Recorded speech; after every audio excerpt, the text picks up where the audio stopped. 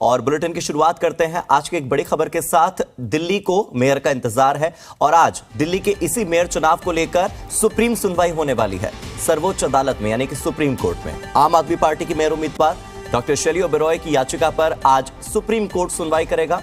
आम आदमी पार्टी ने मनोनीत पार्षदों, यानी कि जिसे एल्डरमैन कहा जाता है, एल्डरमैन को मतदान का अधिकार देने के फैसले को चुनौती दी है कि नहीं, उन्हें वोटिंग राइट्स नहीं होने चाहिए। वहीं 16 फरवरी को मेयर का चुनाव होने वाला था। उपराज्यपाल ने मुहर लगाई, दिल्ली सरकार ने मुहर लगाई, प्रस्ताव रखा था एमसीडी के अधिकारियों ने। हालांकि सुप्रीम कोर्ट में आज सुनवाई होने वाली थी, इस वजह से कल की तारीख में होने वाले वो चुनाव फिर से टल गए। बता दें कि मेयर चुनाव के लिए इससे पहले 3 बार बैठक हो चुकी है, 3 तारीखें रही, लेकिन नतीजा कुछ नहीं निकला। 6 जनवरी, 24 जनवरी, 6 फरवरी, तीनों बार बैठकें हुई, सदन में हंगामा हुआ। हंगामे की वजह से कार्यवाही स्थगित हो गई और उसके बाद कार्यवाही स्थगित होने की वजह से एमसीडी को मेयर नहीं मिल पाया। आपकी जानकारी दुरुस्त करते हैं कि पिछले साल दिसंबर में दिल्ली एमसीडी के चुनाव हुए थे। आम आदमी पार्टी को 134 वार्ड्स पर जीत मिली, बीजेपी को 104 वार्ड्स पर, तो कांग्रेस 9 सीटों पर जीतकर तीसरे नंबर पर रही।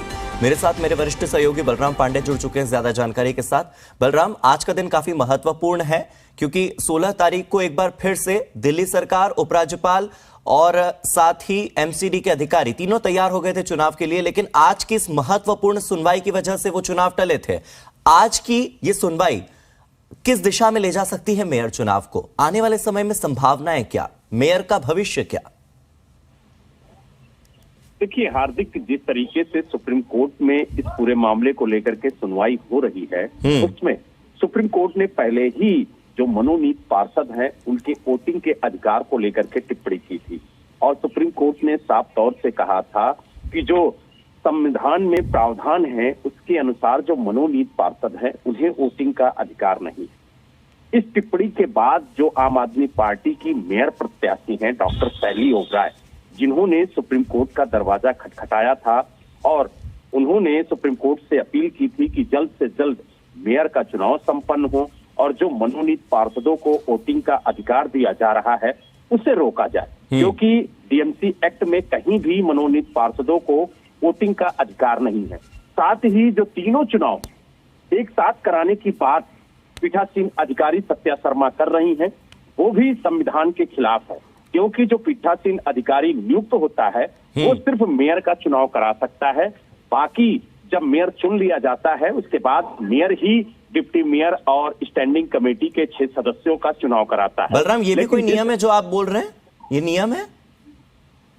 जी बिल्कुल, जो अभी तक प्रावधान चला आ रहा है एमसीडी सदन के अंदर, वो यही है कि जो पीठासीन अधिकारी नियुक्त होता है वो सिर्फ मेयर का चुनाव संपन्न कराता है। उसके बाद जब मेयर चुन लिया जाता है तो पीठासीन मंचासीन नहीं होता है। उसके बाद जो मेयर चुना जाता है वो पीठासीन अधिकारी की जगह पर बैठता है और वो जो डिप्टी मेयर का चुनाव होता है वो संपन्न कराता है। उसके बाद स्टैंडिंग कमेटी के 6 सदस्यों का चुनाव कराता है और फिर जो स्टैंडिंग कमेटी है उसके चेयरमैन का चुनाव भी वही संपन्न कराता है। तो बलराम, एक तरफ शैली ओबेरॉय कह रही हैं कि एल्डरमैन वोट नहीं कर सकते, उन्हें वोटिंग राइट्स नहीं है। सुप्रीम कोर्ट ने भी यही टिप्पणी की है, तो एक पॉइंट आम आदमी पार्टी के फेवर में।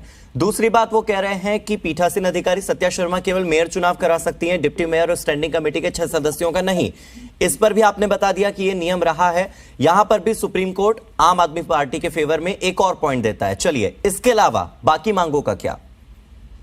देखिए, मुख्य 3 मांगे थी हार्दिक। पहली मांग थी कि जल्द से जल्द मेयर का चुनाव संपन्न कराया जाए। दूसरी मांग थी सत्या शर्मा के खिलाफ की जिस तरीके से तीनों चुनाव एक साथ कराने की बात सत्या शर्मा कर रही हैं, वो पूरी तरह से संविधान के खिलाफ है।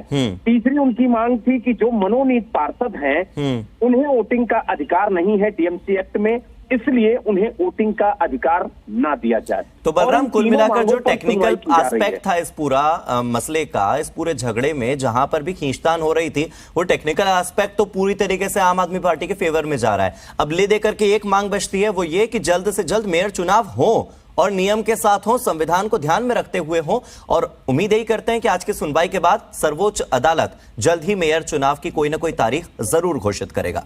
बहुत बहुत शुक्रिया बलराम, आगे की अपडेट के लिए आपसे फिर जुड़ेंगे।